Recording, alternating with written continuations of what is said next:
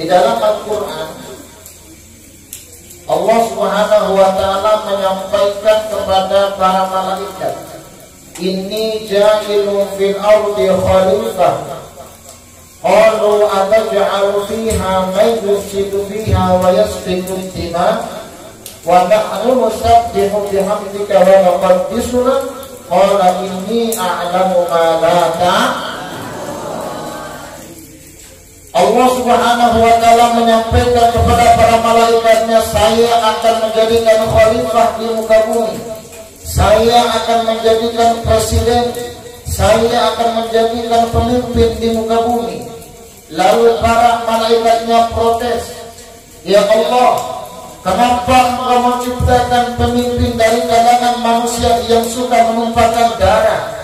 Kenapa Engkau mengangkat presiden dari kalangan orang yang suka ngecap darah, dari partai yang suka berdarah-darah? Kenapa enggak diangkat kami saja yang menjadi raja, kami saja yang menjadi presiden, kami saja yang menjadi khalifah, kami saja yang menjadi pemimpin? Kami ini punya majelis taklim, kami ini punya majelis zikir, kami ini ahli tasbih, kami ini ahli memujimu. Kata Allah Subhanahu wa ta'ala menjawab pertanyaan para malaikatnya, saya ini lebih tahu daripada yang kamu tahu. Ini a'lamu ma la ta'lamun.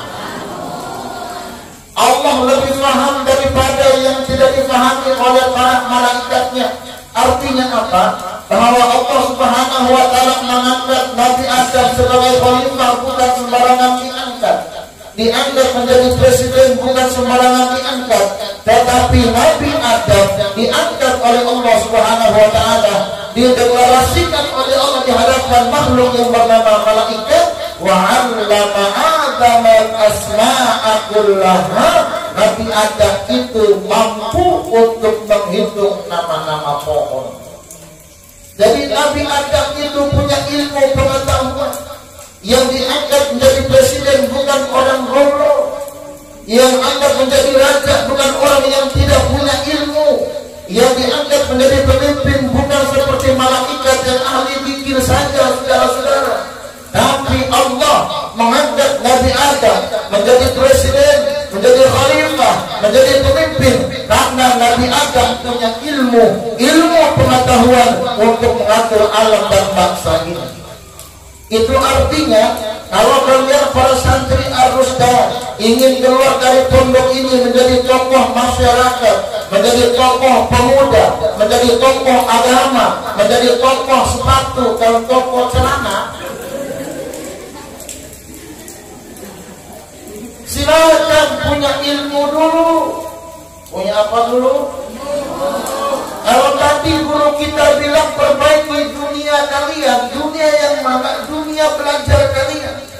Perbaiki dunia santri kalian, perbaiki cara belajar kalian, perbaiki hafalan kalian, perbaiki baca kitab kuning kalian, perbaiki ibadah kalian. Kelak keluar dari pesantren ini, kalian akan menjadi pemimpin di hadapan umat. Betul? Betul.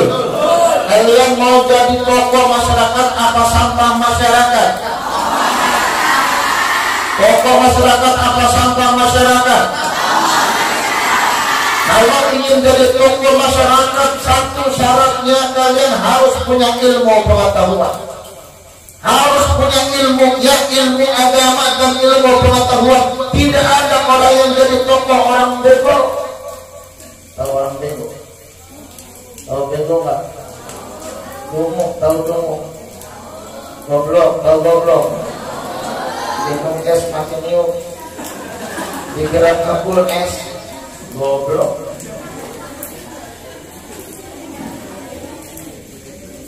Punya ilmu. Lalu dalam ayat ini para malaikat menantang para malaikatnya. Allah menantang para malaikat. Kalau memang kalian ingin jadi presiden, kalau memang kalian ingin jadi raja, coba sebutkan ilmu yang ada. Ternyata para malaikat tidak bisa menyebutkan ilmu yang ada. Yang bisa adalah Nabi Adam alaihissalam. Lalu para malaikat memuji Allah. Halo subhanaka la ilma lana illa ma 'allamtana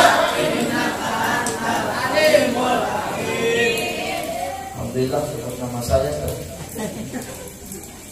Sebut nama ayat. Sebut nama ayat. Nah, para santri yang dimuliakan oleh Allah Subhanahu wa taala. Lalu di dalam surga Allah Subhanahu wa taala mengajarkan, memerintahkan kepada Nabi Adam, "Ambihum bi asma'ihim." Karena Nabi Adam ini punya ilmu, Nabi Adam punya berbagai macam ilmu, lalu mengajarkan, Nabi Adam mengajarkan ilmu kepada para malaikatnya. Kenapa? Karena Nabi Adam punya ilmu. Masya Allah.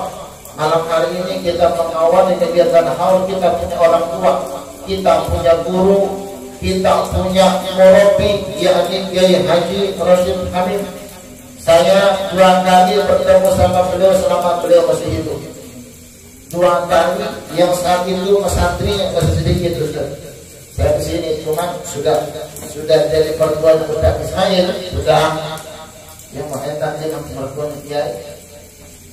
Nah saya Ustaz Ismail ini di pesantren di Jakarta, saya ini seniornya.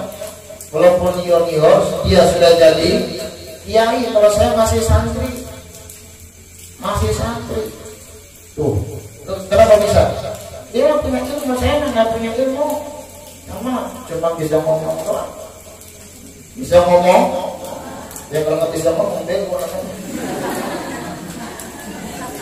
Nah iya, orang bego aja bisa ngomong. Betul. Yang diprok itu, yang diprok orang pintar atau orang tolong?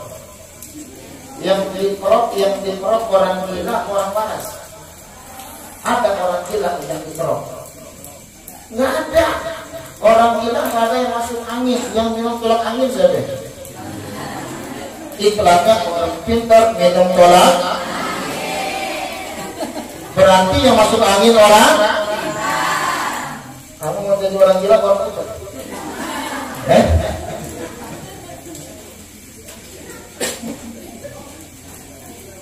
Masya Allah, kita punya orang tua almarhum tuh alimnya luar biasa. Ilmunya bukan lagi ilmu kalam, ilmunya bukan lagi ilmu yang dituturkan menggunakan mulut suruh santri sekalian, tapi ilmunya bisa mengajarkan orang menggunakan dari hati. Maka dalam hadis Nabi, kalau ulama sudah meninggal dunia, itu artinya Allah mencabut ilmu. Allah mencabut. Saat Allah Subhanahu wa taala mengangkat ilmu, bukan mengangkat ilmu kita saja, tapi biqabillah ulama. Jadi ulama diwafatkan, ulama meninggal dunia itu pertanda hilangnya ilmu, hilangnya ilmu. Nah kalau sekarang telah meninggal, kita punya orang tua, kita punya guru, berarti di pondok ini harus lahir ulama seperti beliau sekarang. Cuma kata jarang yang begitu. Jarang.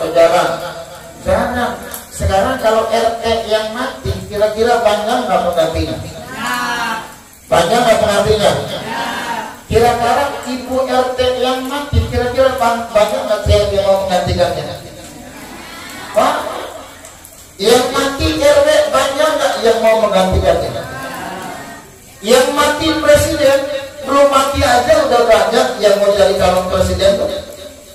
Tapi kalau ulama yang meninggal dunia, kalau ulama yang wafat, yang sampai hari ini almarhum telah dipanggil oleh Allah Subhanahu wa taala, siapa penggantinya? Siapa penggantinya? Ya ada anak-anaknya, tapi tidak sebanding seperti almarhum.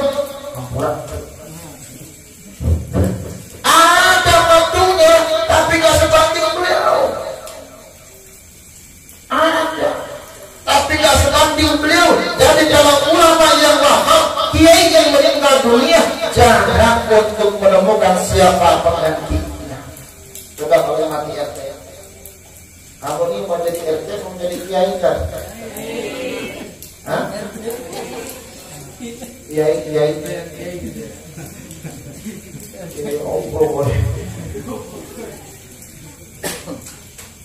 Nah, para santri yang dimuliakan oleh Allah Subhanahu wa taala. Nih, kalian itu bagaimana di masyarakatnya tergantung sekarang. Tergantung sekarang. Nah, kalau cuma masuk pondok main-main doang mau jadi apa? Di pondok pun sudah jadi santri. Di pondok sudah nyusahin orang, nggak membanggakan orang. Pulang dari pesantren bukan jadi tokoh masyarakat, tapi jadi sangka masyarakat tidak.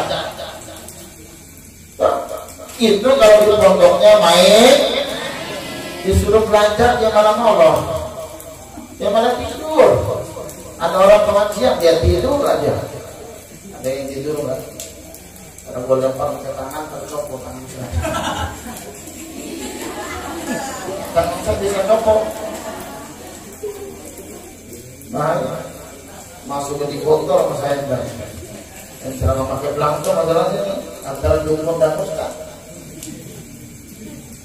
Nah, seluruh santri yang dimuliakan Allah Subhanahu wa taala, bahwa ilmu itu ada 3 huruf. Ada berapa? Ada 3. Yang pertama ada ain, yang kedua ada lam, yang ketiga ada mim. Ilmun, ainnya mana? Wih, mana? Ainnya mana? Wih, mana? Coba mana? Wih, mana? Coba mana? Oh, bingung.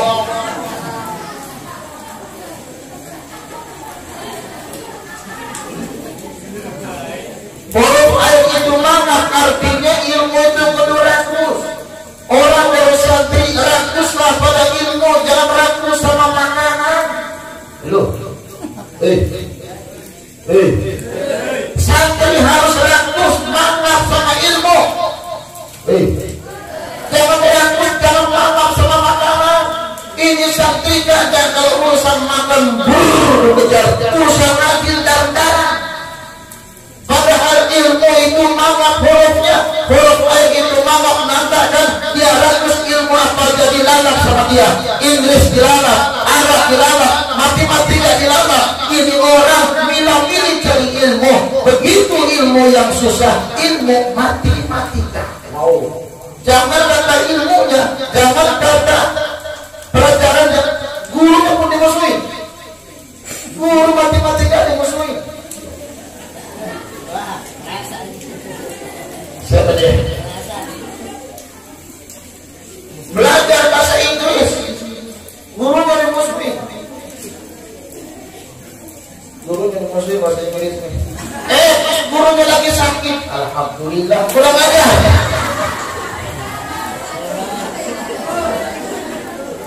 Gurunya sakit, alhamdulillah. Guru bahasa Inggris. Istagfirullahaladzim.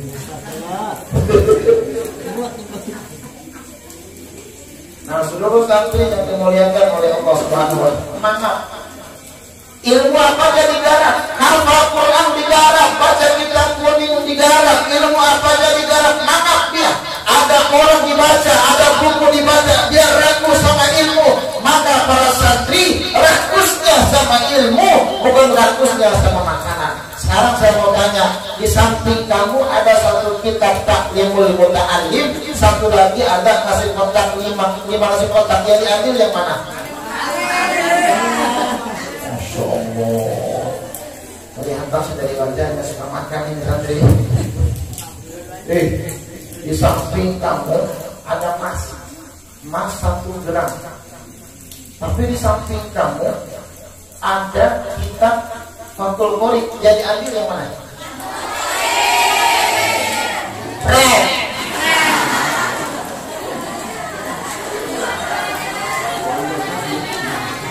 Nah, sekarang begini, kamu dilamar sama laki-laki yang satu kiai cuma pakai sarung, pakai baju koko, dia pakai motor butut.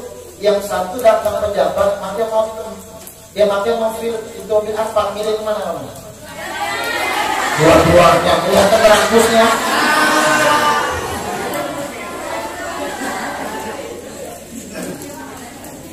Ilmu, carilah ilmu. Contohnya sekarang yang tadi tidak punya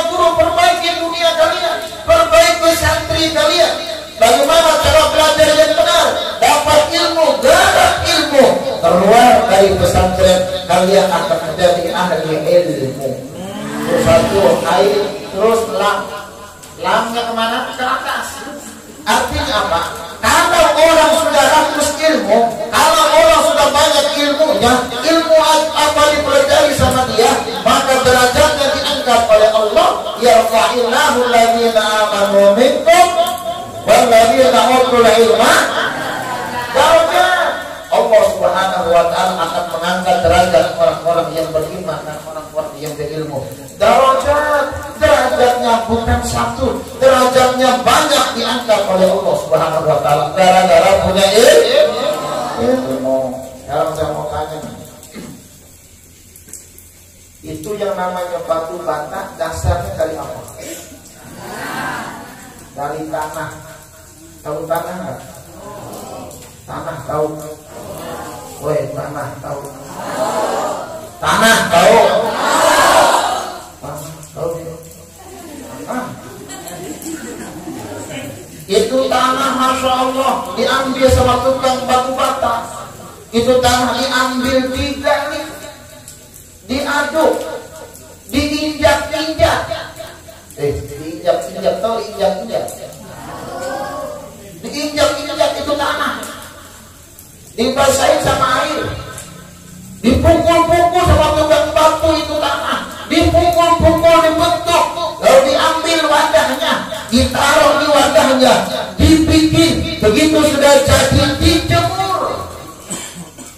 Begitu dijemur, dia dibakar. Begitu dibakar itu batu bata, digadangin, digadah sekian hari. Sebab kenapa? Kalau cara bakar batu batanya tidak bisa dan tidak ada ilmunya, maka batu bata tidak bakal jadi kuning, saudara-saudara. Begitu sudah jadi batu bata tersebut, mahal harganya, cuma dipotong terlebih, diinjak-injak, dipukul, disiram. Itu namanya batu bata, bukan santri, batu bata. Begitu jadi batu bata, mahal harganya, jadi dinding rumah. Jadi dinding rumah. Begitu jadi dinding rumah, yang namanya pejabat datang sandar di dinding rumah dari batu bata. Datang orang kaya kalau duduk sandar di rumah, itu dasarnya batu bata. Dan dasarnya dari tanah, tapi proses menjadi batu bata, proses dari dinding rumah jadi sandaran semua orang, jadi atapnya rumah orang-orang kaya dan pejabat. Gara-gara itu tanah diambil, diinjak, dipukul, disiram, dijemur dan dibakar, baru jadi batu bata. Orang saya mau tanya, kamu mau jadi batu bata apa tanah? Batu bata apa tanah? Injak orang bodoh. Mau jadi batu bata apa tanah? Batu bata apa tanah? Kalau mau jadi batu bata, prosesnya lama di pesantren ini. Kamu harus diinjak-injak dulu sama kamu punya guru. Betul? Yang diinjak apanya? Ada belnya, modal sampean. Taktiknya.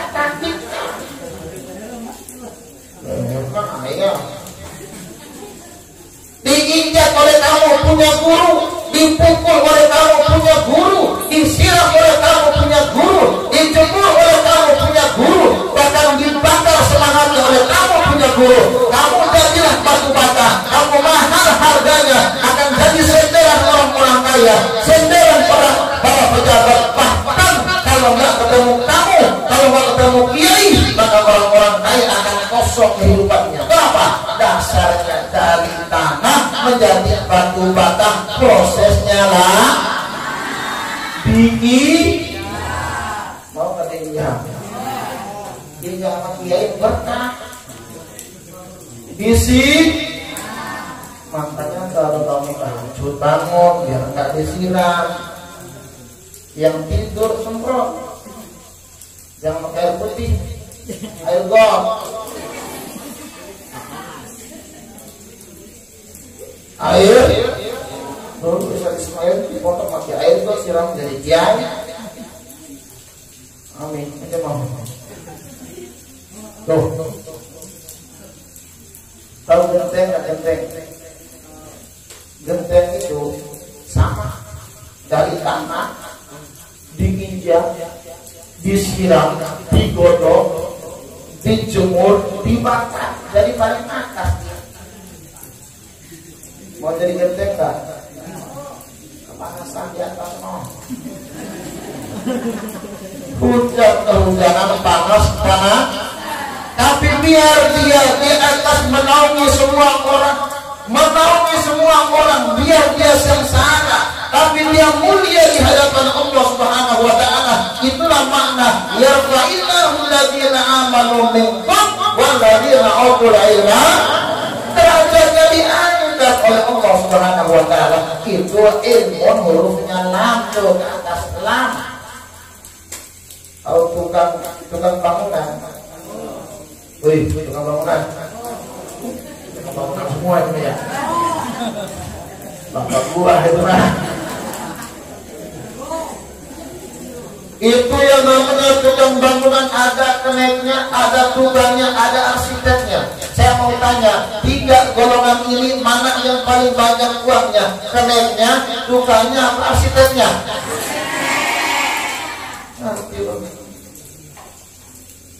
Kalau mau jadi pekerja bangunan nggak usah sekolah, nggak usah masuk ke arus, nggak usah. Kalau mau jadi pekerja bangunan mah bagian atur semen, nggak usah masuk ke arus, kemana? Nah, pinggir jalan. Nggak usah sekolah, nggak butuh ijazah, nggak butuh bisa. Al-Qur'an buat masjid, mau kabul, mau hidup di roti kelaksan, mau taruh satu nggak butuh. Nggak bohong, nggak harus belajar taklim dan muta'alim, nggak harus belajar jurumiyah, fatul murid, fatul mu'in dan lain sebagainya. Cukup habis lahir ikut bapaknya yang tukang bangunan, lama-lama dia kenek bangunan. Ya kalau kenek bangunan berapa sih sehari? Taruhlah 50.000 sehari, 50. Keringatnya ngocor kalau ada seminggu. Cuma 50. Rokoknya apa? Rokoknya apa? Rokoknya Kiko. Gimana makannya? Makannya lauknya apa lauknya? Tempe kecil. Tukang makan apa aja loh? Loh, itu kena bangun. Naik sedikit, tukangnya. Istri tukang bangunan berapa sehari gajinya? Paling murah 100-150.000 sehari. Paling juga makannya ya di warteg, tapi ya ayam lah sedikit. Itu pun ayam sudah dimasak 3 hari. Di antara mereka ada arsitek. Mereka cuma modalnya kertas sama pulpen doang. Gambar, kir, jadi bangunan. Bayarnya berapa? 50 juta, 100 juta, 1 M. Modalnya cuma kertas sama pulpen. Tapi lancar itu. Dia sekolahnya dari SD, dia SMP, SMA, masuk kuliah, jadi insinyur, ilmunya berharga. Begitu sudah pintar, begitu sudah bisa, derajatnya diangkat oleh Allah Subhanahu wa taala. Dia modalnya cuma pulpen, modalnya cuma kertas. Robek 5 menit jadi bayarnya mah. Ayo mau ini mana? Ini mana kamu? Mau milih tukang, milih apa arsitek? Hati goblok. Belajar yang benar, kamu mau jadi istrinya kenek, tukang, arsitek apa kiai? Kiai ini, bini gua banyak juga ya. Gua kiai nih.